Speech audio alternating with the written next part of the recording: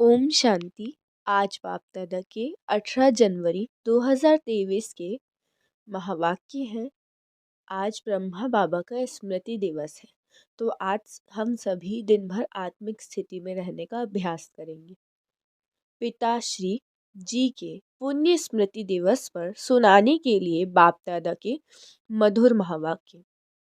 प्रश्न है, भविष्य के लिए बच्चों ने बाप से कौन सा सौदा किया है? उस सौदे से संगम पर कौन सा फायदा है?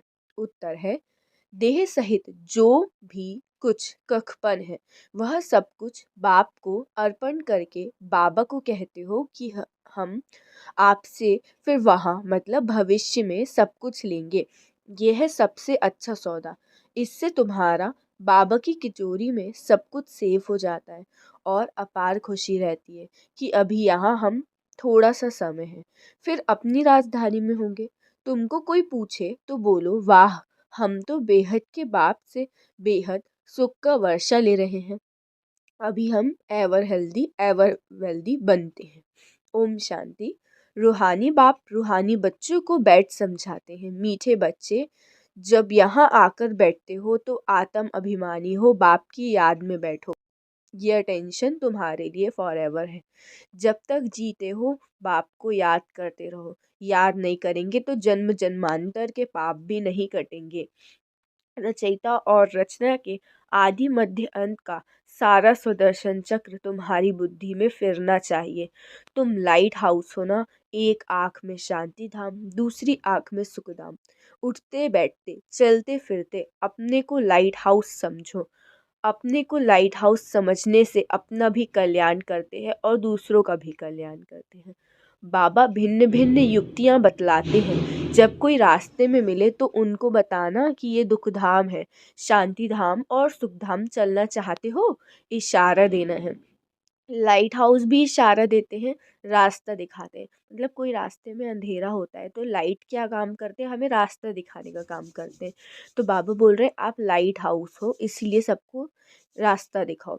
योग की ताकत से तुम किसको थोड़ा भी समझाएंगे तो उनको झट तीर लग जाएगा।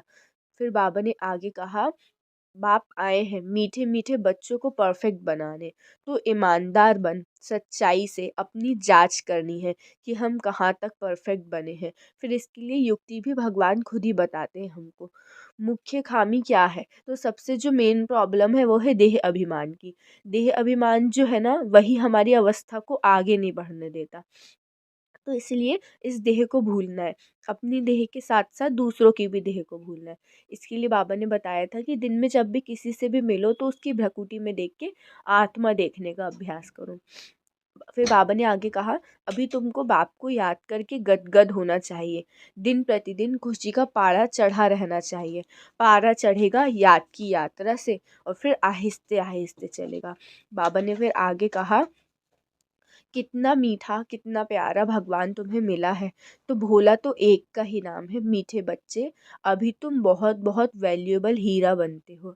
वैल्यूएबल हीरे जवाहर जो होते हैं उनको सेफ्टी के लिए हमेशा बैंक में रखते हैं। तो तुम ब्राह्मण बच्चे भी वैल्यूएबल हो जो शिव बाबा की बैंक में सेफ्टी से बैठे हो। अभी तुम बाबा की सेफ में रह के अमर बनते हो। तुम काल पर भी विजय पहन रहे हो। तो भगवान के बने फिर सेफ हो गए। किससे सेफ हो गए? माया के बुरे काम से सेफ हो गए। फिर आगे बाबा ने कहा, तुम बच्चों के पास अभी कुछ नहीं है, यह देह भी नहीं है, यह भी बाप को दे दो। मतलब ऐसा नहीं है कि बलि चढ़ना है, हमें मन बुद्धि से बलि चढ़ना है। तुमने बेहद के बाप से सौदा किया है भविष्य नई दुनिया के लिए। अभी बाबा कहते हैं, देह सहित जो भी कखपन है सब कुछ को भूल दो और भगवान को दे दो। क्योंकि तुम जैसे सेफ हो गए। अगर अपना सब कुछ भगवान के प्रति अर्पण करके हम लाइट हो जाएंगे तो आप सेफ रहेंगे। आत्माओं को बाप समान प्योर बनाने भगवान स्वयं आए हैं। तो तुम जितना बाप को याद करेंगे उतना अथाह लवली बनेंगे। मीठे बच्चों को अपने साथ प्रतिज्ञा करनी चाहिए, हमारे से कोई ऐसे विकर्म ना हो जिससे दिल अंदर अंदर खाती रहे। इसीलिए जितना हो सके अपने को सुधारना है, ऊंच मर्तबा पाने का पुरुषार्थ करना है। नंबर वन नंबरवार तो है ही, जवाहरात में भी नंबरवार होते हैं, हीरे मोती भी होते हैं, वो भी अपनी ग्रेड के हिसाब से होते हैं ना, कि 24 कैरेट वगैरह। तो बाबा ने कहा है यहाँ पे भी आप सभी तो जवाहरात हो, क्योंकि भगवान के बन गए तो आप सभी जवाहरात हो, पर उसमें भी नंबरवार होते हैं। कोई में डिफेक्ट होता है और कोई बिल्कुल प्योर होता है। तो बाप भी जैसे जौहरी है, बाप को तो एक एक रत्न को देखना पड़ता है कि कौन सा रत्न है, इसमें कौन सा डिफेक्ट है। अच्छे अच्छे प्योर रत्नों को भगवान भी बहुत प्यार से देखते हैं, इनको सोने की डिब्बी में रखना होता है। तो बच्चे खुद समझते हैं कि मैं किस प्रकार का रत्न हूँ, मेरे में कौन सा डिफेक्ट है। अब तुम कहेंगे, वाह सद्गुरु वाह, जिसने हमको ये रास्ता बताया, वाह तकदीर वाह, वाह ड्रामा वाह। तुम्हारे दिल से निकलना चाहिए शुक्रिया बाबा आपका, जो हमारे हमारे 2 मुट्ठी चावल लेके हमें सेफ्टी से भविष्य भविष्य में 100 गुना रिटर्न देते हो। परंतु इसमें भी बच्चों की बड़ी विशाल बुद्धि चाहिए, मतलब उसमें भी समझने वाले चाहिए, निश्चय बुद्धि चाहिए कि यही भगवान है। बाबा ने आगे कहा कि जैसे बाप अपकारियों पर भी उपकार करते हैं, तो तुम भी फॉलो फादर बनो और सबको सुख दो, दुख नहीं देना है। तुम बच्चे अभी ड्रामा के राज को भी जानते हो। बाप तुम्हें निराकारी, आकारी और साकारी दुनिया का सब समाचार सुनाते हैं। आत्मा कहती है, अभी हम पुरुषार्थ कर रहे हैं नई दुनिया में जाने के लिए। हम स्वर्ग में चलने लायक जरूर बनेंगे, अपना और दूसरों का कल्याण करेंगे। अच्छा, बाप मीठे बच्चों को समझाते हैं कि बाप दुख हरता सुख करता है, तो बच्चों को भी सबको सुख देना चाहिए। फिर आगे बाबा ने कहा कि देह अभिमान में आने से बहुत ही बर्बादी होती है। देही अभिमानी बनने से आबादी होती है। क्या कहा कि देह अभिमान जो है ना, उसमें आने से बर्बादी होती है, और देही अभिमानी बनने से आबादी होती है। धन की बहुत लालच नहीं रखनी चाहिए। उसी फिक्रात में शिव बाबा को भी भूल जाते हैं। बाबा देखते हैं सब कुछ बाप को अर्पण कर, फिर हमारी श्रीमत पे कहाँ तक चलते। शुरू शुरू में बाप ने भी दृष्टि हो दिखाया, जब सब कुछ ईश्वर अर्थ अर्पण करके खुद ट्रस्टी बन गया। बस ईश्वर के काम में ही लगाना है, विघ्नों से कभी डरना नहीं चाहिए। जहाँ तक हो सके सर्विस में अपना सब कुछ सफल करना है, ईश्वर अर्पण का ट्रस्टी बनकर रहना है। अच्छा, मीठे मीठे से खिलरे बच्चों प्रति माता पिता बाप दादा का याद प्यार और गुड मॉर्निंग। रूहानी बाप की रूहानी बच्चों को नमस्ते। हम रूहानी बच्चों की रूहानी बाप दादा को याद प्यार गुड मॉर्निंग और नमस्ते नमस्ते नमस्ते। शुक्रिया बाबा शुक्रिया। अब अव्यक्त महावाक्य दिए हैं 1977 के। सभी आवाज से परे अपने शांत स्वरूप स्थिति में स्थित रहने का अनुभव बहुत समय कर सकते हो। आवाज में आने का अनुभव ज्यादा कर सकते हो, आवाज से परे रहने का अनुभव ज्यादा समय तक कर सकते हो। मतलब बाबा पूछ रहे हैं कि आप आवाज में आने का अनुभव ज्यादा कर सकते हो या आवाज से परे रहने का। जितना लास्ट स्टेज अथवा कर्मती स्टेज समीप आती जाएगी, उतना आवाज से परे शांत स्वरूप की स्थिति अधिक प्रिय लगेगी। इस स्थिति में सदा अतीन्द्रिय सुख की अनुभूति हो। इसी अतीन्द्रिय सुखमय स्थिति द्वारा अनेक आत्माओं का सहज ही आह्वान कर सकेंगे। ये पावरफुल स्थिति विश्व कल्याणकारी स्थिति कही जाती है। जैसे आजकल साइंस के साधनों द्वारा सब चीज समीप अनुभव होती जाती है, दूर की आवाज टेलीफोन के साधन द्वारा समीप सुनने में आती है, टीवी द्वारा दूर का दृश्य समीप दिखाई देता है। ऐसे ही साइलेंस की स्टेज द्वारा कितना भी दूर रहती हुई आत्माओं को संदेश पहुंचा सकते हो। वो ऐसे अनुभव करेंगे जैसे साकार में सम्मुख किसी ने संदेश दिया। दूर बैठे हुए भी आप श्रेष्ठ आत्माओं के दर्शन और प्रभु के चरित्रों के दृश्य ऐसे अनुभव करेंगे जैसे कि सम्मुख देख रहे हैं। संकल्प के द्वारा दिखाई देगा, अर्थात आवाज से परे संकल्प की सिद्धि का पाठ बजाएंगे। लेकिन इस सिद्धि की विधि ज्यादा से ज्यादा अपने शांत स्वरूप में स्थित होना, इसीलिए कहा जाता है साइलेंस इज गोल्ड। इसे ही गोल्डन एज स्टेज कहा जाता है। इस स्टेज पर स्थित रहने से कम खर्चा बाला नसीन बनेंगे। समय रूपी खजाना, एनर्जी का खजाना और स्थूल खजाना, सब में कम कम खर्च बारला नसीन हो जाएंगे।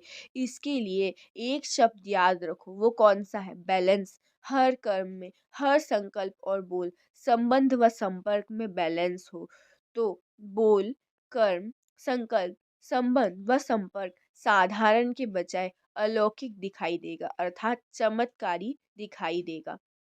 हर एक के मुख से, मन से यही आवाज निकलेगा कि ये तो चमत्कार है। समय के प्रमाण स्वयं के पुरुषार्थ की स्पीड और विश्व सेवा की स्पीड तीव्र गति की चाहिए, तब विश्व कल्याणकारी बन सकेंगे। विश्व की अधिकतर आत्माएं बाप की और आप इष्ट देवताओं की प्रत्यक्षता का आह्वान ज्यादा कर रही हैं और इष्ट देव उनका आह्वान कम कर रहे हैं। इसका कारण क्या है? अपने हद के स्वभाव संस्कारों की स्मृति, अपने हद के स्वभाव संस्कारों की प्रवृत्ति में बहुत समय लगा देते हैं। जैसे अज्ञानी आत्माओं को ज्ञान सुनने की फुर्सत नहीं, वैसे बहुत से ब्राह्मणों को भी इस पावरफुल स्टेज पर स्थित होने की फुर्सत नहीं मिलती। इसीलिए अभी ज्वाला स्वरूप बनने की आवश्यकता है। बाप दादा हर एक की प्रवृत्ति को देख मुस्कुराते रहते हैं कि कैसे टू मच बिजी हो गए हैं। बहुत बिजी रहते हो ना। वास्तविक स्टेज में सदा फ्री रहेंगे, सिद्धि भी होगी और फ्री भी रहेंगे। देखो बाबा हम सबके लिए बोल रहे हैं। आजकल बहुत बिजी लाइफ है सबकी, तो बाबा कह रहे हैं कि बच्चे इतने बिजी हो जाते हैं कि बच्चों को सामान में अपनी स्थिति में स्थित रहने की फुर्सत ही नहीं मिलती। पर बाबा ने कहा कि अगर आप वास्तविक स्टेज अपनी धारण करके रखोगे ना, निमित्त बन जाओगे, तो सच में सदा फ्री रहेंगे, सिद्धि भी होगी और फ्री भी रहेंगे। जब साइंस के साधन धरती पर बैठे हुए स्पेस में गए हुए यंत्र को कंट्रोल कर सकते हैं, जैसे चाहे जहाँ चाहे वहाँ मोड़ सकते हैं, तो साइलेंस की शक्ति स्वरूप इस साकार सृष्टि में श्रेष्ठ संकल्प के आधार से जो सेवा चाहे, जिस आत्मा की सेवा करना चाहो, वो वो कर सकते हो। क्या नहीं कर सकते? लेकिन पहले अपनी अपनी प्रवृत्ति से परे अर्थात उपराम रहे। जो सभी खजाने सुनाए वो स्वयं के प्रति यूज नहीं, विश्व कल्याण के प्रति यूज करो। समझा अब क्या करना है? आवाज द्वारा सर्विस, स्थूल साधनों द्वारा सर्विस और आवाज से परे सूक्ष्म साधन, संकल्प की श्रेष्ठता, संकल्प शक्ति द्वारा सर्विस का बैलेंस प्रत्यक्ष रूप में दिखाओ, तब विनाश का निगाड़ा बचेगा। समझा? प्लान्स तो बहुत बना रहे हैं, बाप दादा भी प्लान बता रहे हैं। बैलेंस ठीक ना होने के कारण मेहनत ज़्यादा करनी पड़ती है। विशेष कार्य के बाद विशेष रेस्ट भी लेते हो ना। फाइनल प्लान में अथकपन का अनुभव करेंगे। अच्छा, ऐसे सर्वशक्तियों को विश्व कल्याण के प्रति कार्य में लगाने वाले, संकल्प की सिद्धि स्वरूप, स्वयं की प्रवृत्ति से स्वतंत्र, सदा शांत और शक्ति स्वरूप स्थिति में स्थित रहने वाले सर्वश्रेष्ठ आत्माओं को बाप दादा का याद प्यार और नमस्ते। वरदान है, साइलेंस की शक्ति द्वारा नई सृष्टि की स्थापना के निमित्त बनने वाले मास्टर शांति देवा भव। साइलेंस की शक्ति द्वारा नई सृष्टि की स्थापना के निमित्त बनने वाले मास्टर शांति देवा भव। विस्तार है, साइलेंस की शक्ति जमा करने के लिए इस शरीर से परे अशरीरी हो जाओ। ये साइलेंस की शक्ति की बहुत महान शक्ति है। इससे नई सृष्टि की स्थापना होती है। तो जो आवाज से परे साइलेंस रूप में स्थित होंगे वही स्थापना का कार्य कर सकेंगे। इसीलिए शांति देवा अर्थात शांत स्वरूप बन अशांत आत्माओं को शांति की किरणें दो। विशेष शांति की शक्ति को बढ़ाओ। यही सबसे बड़े से बड़ा महादान है। यही सबसे प्रिय और शक्तिशाली वस्तु है। स्लोगन है, हर आत्मा व प्रकृति के प्रति शुभ भावना रखना ही विश्व कल्याणकारी बनना है। हर आत्मा व प्रकृति के प्रति शुभ भावना रखना ही विश्व कल्याणकारी बनना है। अच्छा, ओम शांति, ओम शांति, ओम शांति।